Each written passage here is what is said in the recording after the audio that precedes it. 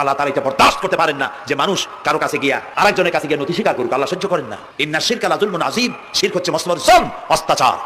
আল্লাহ সব থেকে অপছন্দ করেন কোন গুনাহ বলেন? শিরক। আল্লাহ সহ্যই করেন না। আমার এই বক্তব্য দিয়ে আমি কোনো পীরকে অমর্যাদা করছি না। পীর সাহেবদের কাছে পীর কোনো শরীয়তের শব্দ নয়। কোরআন এবং হাদিসে কোথাও পীর বলে কোনো শব্দ নাই। এটি ফার্সি শব্দ। এই শব্দের অর্থ হলো বৃদ্ধ। তো পীর যদি বৃদ্ধ হয় ভালো কথা, পীর যদি আলেম হন আরো ভালো কথা। কিন্তু বাপ পীর ছিল, উনিও সেই সুবাদে পীর, ইলেম নাই, তো না নিজের কাছেই তো টর্চ নাই। আপনাকে অন্ধকারে উনিও ম্যানহোলের মধ্যে পড়বে, আপনারে নিয়ে পড়বে। আলেম হইতে হবে, পীর যদি হয় আলেম হইতে হবে, এক নম্বর কথা। দুই নম্বর কথা হলো তিনি ব্যবসায়ী হবেন না। ধর্মের নামে তিনি ব্যবসা করবেন না। তিনি মানুষকে হেদায়েতের পথ দেখাবেন, প্রয়োজনে জেলে যাবেন, প্রয়োজনে ফাঁসির মঞ্চে দাঁড়াবেন। তিনি নিজেকেই ইসলামের সব আমি করি, আর ইসলাম কারো কাছে নাই। যারা ইসলাম করলো 70-80 বছর ধরে রাজনীতির পথ দেখালো, তারা ইসলামের দল না, ওনারটাই ইসলামের দল। এই ধরনের ফাজলামি বক্তব্য থেকে বিরত থাকতে হবে। এই ধরনের বেয়াদবিপূর্ণ বক্তব্য থেকে বিরত থাকতে হবে। আমার দোকানে খাঁটি ঘি পাওয়া যায়, আর কারো দোকানে খাঁটি ঘি পাওয়া যায় না। ইসলাম নিয়ে এই ধরনের মনোপলি বিজনেস করতে দেওয়া হবে না। প্রিয় ভাই সব, আমরা পীর সাহেবদের চিনি। পীর ছিলেন শাহজালাল রাহমাতুল্লাহ আলাইহি, সুবহানাল্লাহ।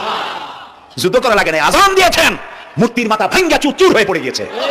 গৌর গোবিন্দ পলায়া কুল পায় নাই। লোকেরা যায় তার মাজারে গিয়ে গজাল মাছ জিয়ারত করে আসে, কিন্তু তরবারিটা দেখে আসে না। দোধারি তরবারি এখনো আছে, সুবহানাল্লাহ বলেন। পীর ছিলেন হযরত বাহাউদ্দিন নকশবন্দি, মুজাদ্দিদ আল ফিসানি রাহমাতুল্লাহ আলাইহি, বড় পীর আব্দুল কাদের জিলানী রাহমাতুল্লাহ আলাইহি, খাজা মুঈনুদ্দিন চিশতি রাহমাতুল্লাহ আলাইহি, খাজা জাহান আলী রাহমাতুল্লাহ আলাইহি। কত ওলিউল্লাহর মাজার দিয়ে আমাদের দেশ ভরা, আলহামদুলিল্লাহ কর।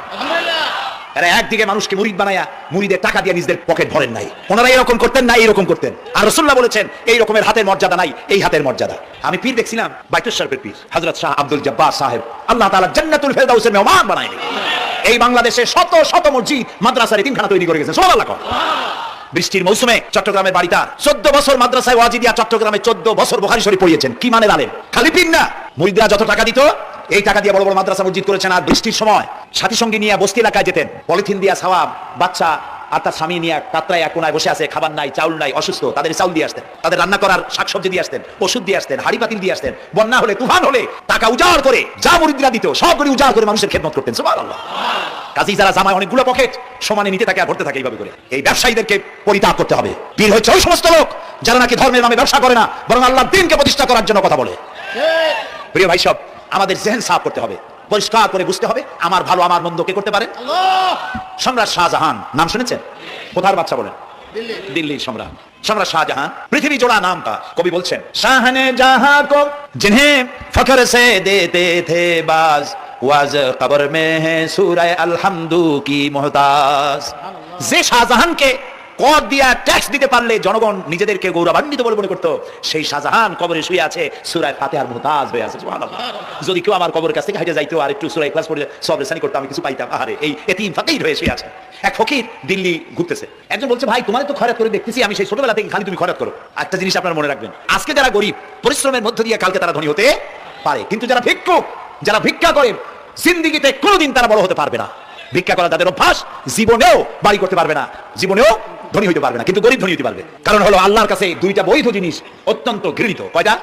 একটা হলো তালাক, আর একটা হলো ভিক্ষাবৃত্তি, মানুষের কাছে চাওয়া। আল্লাহ পছন্দ করেন না। তো ভিক্ষুক ঘুরতেছে, একটা লোক বলল মিয়া তোমার তো সারা জীবনই খরচ করতে দেখি। খরচ করবো না, করবো কি? যার কাছে যাই সে দেয়, চাই না 2 আনা 1 টাকা, এর বেশি দেয় না, তেদি আমি কেমনে বড় লোক হবো? কয়েছে তুমি বাচ্চার চোখে দেখো না, বাচ্চার চোখে দেখো না। কয় বাচ্চার কাছে কি আমার মতো লোক যাইতে পারে নাকি? কয় না, যাইতে হবে, যাও।